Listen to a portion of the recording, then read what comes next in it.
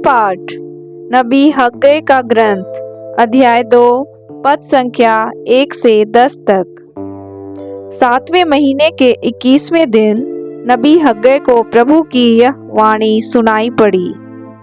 सलतियेल के पुत्र यूदा के राज्यपाल जरुब्बाबेल से योसादाक के पुत्र प्रधान याजक योशुआ और राष्ट्र के शेष लोगों से यह कहो, क्या तुम लोगों में कोई ऐसा व्यक्ति जीवित है जिसने इस मंदिर की पूर्व महिमा देखी है? और अब तुम क्या देख रहे हो? क्या तुम्हें ऐसा नहीं लगता कि कुछ भी नहीं बचा है? फिर भी हे जरुब्बाबेल, धीरज रखो, यह प्रभु की वाणी है। हे योसादाक के पुत्र प्रधान याजक योशुआ, धीरज रखो। समस्त देश के निवासियों, धीरज रखो, यह प्रभु की वाणी है। निर्माण कार्य प्रारंभ करो, मैं तुम लोगों के साथ हूँ, यह विश्वमंडल के प्रभु की वाणी है। जब तुम मिस्र से निकल रहे थे, उस समय मैंने तुमसे जो प्रतिज्ञा की है, मैं उसे पूरा करूँगा। मेरा आत्मा तुम्हारे बीच निवास करेगा।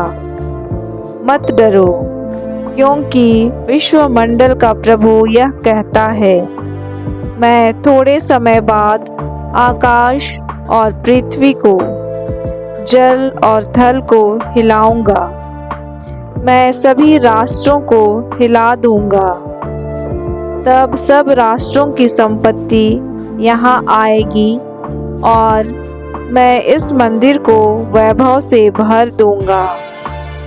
विश्वमंडल का प्रभु यह कहता है, चांदी मेरी है और सोना मेरा है, यह विश्वमंडल के प्रभु की वाणी है। इस पिछले मंदिर का वैभव पहले से बढ़कर होगा, विश्वमंडल का प्रभु यह कहता है। और मैं इस स्थान पर शांति प्रदान करूंगा, यह विश्वमंडल के प्रभु की वाणी है। प्रभु की वाणी। भजन अनुवाक्य। मैं ईश्वर पर भरोसा रखूंगा। मैं अपने मुक्तिदाता और अपने ईश्वर की स्तुति करूंगा। हे ईश्वर, मुझे न्याय दिला, इस विधर्मी पीढ़ी के विरुद्ध मेरा पक्ष ले। हे ईश्वर, कपटी और कुटिल लोगों से मुझे बचाए रखने की कृपा कर। हे ईश्वर, तू ही मेरा आश्रय है, तूने मुझे क्यों त्याग दिया? शत्रु के अत्याचार से दुखी होकर मुझे क्यों भटकना पड़ रहा है? अपनी ज्योति और अपना सत्य भेज दे, वे मुझे मार्ग दिखाएं और मुझे तेरे पवित्र पर्वत तक, तेरे निवास स्थान तक पहुंचा दें। मैं ईश्वर की वेदी के पास जाऊंगा, ईश्वर के पास जो मेरा आनंद है। मैं वीणा बजाते हुए अपने प्रभु ईश्वर की स्तुति करूंगा। जय घोष, हालेलुया। मानव पुत्र सेवा करने और बहुतों के उद्धार के लिए अपने प्राण देने आया है। हालेलुया। संत लूकस के अनुसार आज का पवित्र सुसमाचार अध्याय 9 पद संख्या 18 से 22 तक। किसी दिन प्रभु यीशु एकांत में प्रार्थना कर रहे थे और उनके शिष्य उनके साथ थे। यीशु ने उनसे पूछा, मैं कौन हूँ? इसके विषय में लोग क्या कहते हैं? उन्होंने उत्तर दिया, यूहन्ना बपतिस्ता।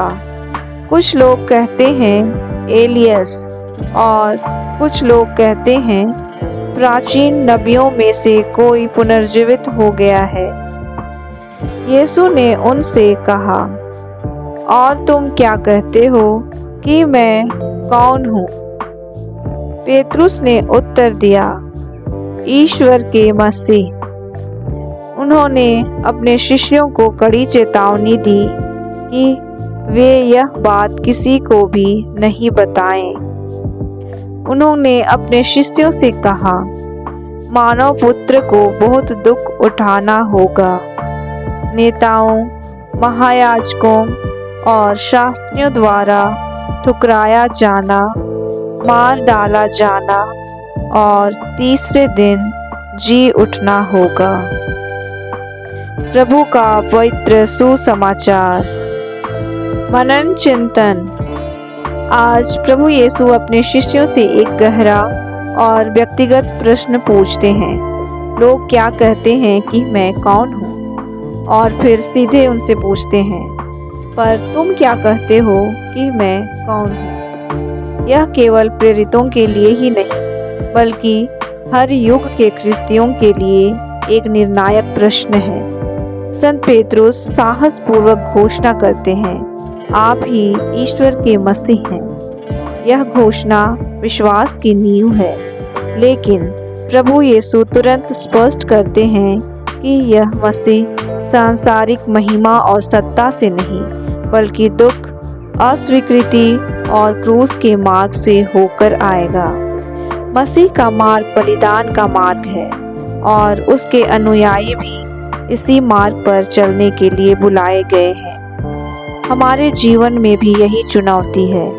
हम अक्सर चाहते हैं कि मसीह केवल हमारी समस्याओं का हल करें, हमारी इच्छाएं पूरी करें, लेकिन सच्चा शिष्यत्व तभी है जब हम मसीह को केवल एक सहायक नहीं, बल्कि अपने जीवन का प्रभु और उद्धारकर्ता मानकर उनका अनुसरण करें। जब वह हमें क्रूस के मार्ग पर भी ले जाते हैं, तब भी।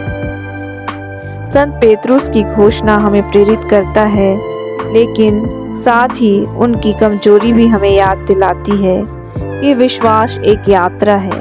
उन्होंने मसीह को पहचाना, पर जब कठिनाई आई तो उन्हें इनकार भी किया। फिर भी प्रभु ने उन्हें क्षमा किया और अपनी कलीसिया का आधार बनाया। यह हमें आशा देता है कि हमारी दुर्बलताओं के बावजूद प्रभु हमें अपने कार्य के लिए चुनते और संभालते हैं। क्या मैं सचमुच अपने जीवन में प्रभु यीशु को मसीह और प्रभु मानता हूँ, या केवल सुविधा और मदद का स्रोत? क्या मैं उनके साथ दुख और बलिदान के मार्ग पर चलने को तैयार हूँ? क्या मेरा विश्वास केवल शब्दों तक सीमित है, या मेरे जीवन के चुनाव और साक्षी में प्रकट होता है? आइए आज हम यह कृपा मांगे कि हम केवल होठों से नहीं, बल्कि अपने जीवन की संपूर्णता से प्रभु यीशु की घोषणा करें, आप ही ईश्वर के मसीह हैं। आमीन।